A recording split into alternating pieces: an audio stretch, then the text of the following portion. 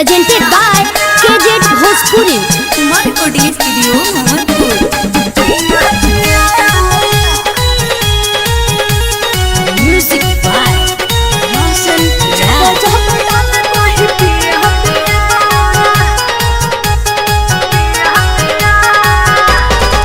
धोखा दे के अरावा के गइलू जब से छोड़ के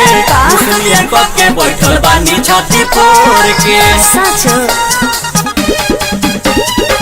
धोखा दे के अरावा के गइलू जब से छोड़ के मुसलियन को के बैठल बानी छाती फोड़ के कैसे रतिया में पियावा बुतावे दिया रे बुतावे दिया पल पल न माने है तिनको जिया जब जब डाले कोई पिया पिया पल पल न माने है तिनको जिया जब जब डाले कोई पिया पिया मिक्स बाय दीपक शर्मा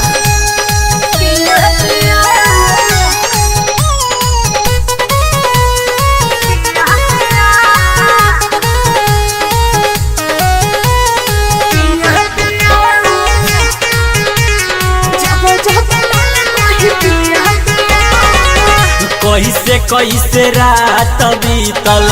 सहिया जी के संगवा धक से न धके कहा तू खहिलू बाए गहनावा ठीक है कहला महजा को पीरा जैसे जोड़ को धीरा जैसे ताने पान छू छर रहे लगत रोहे खीरा जैसे कादू तोहरा में अब ही ना डललस बिया रे डललस बिया पल पल न माने है तिनको जिया जब जब डाले कोई पिया पिया पल पल न माने है तिनको जिया जब जब डाले कोई पिया पिया मिक्स बाय दीपक शर्मा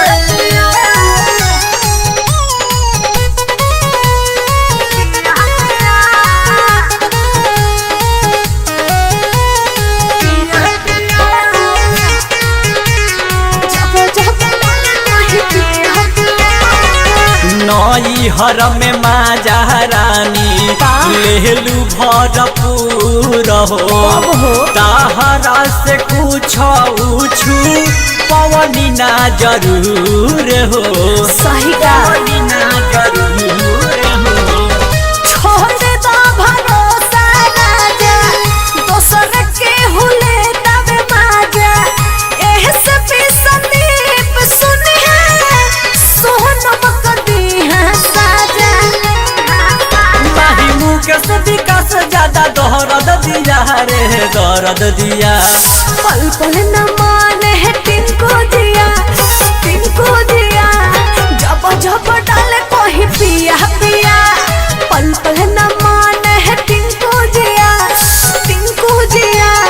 जब जब डाले कोई पिया पिया presented by KZ Bhojpuri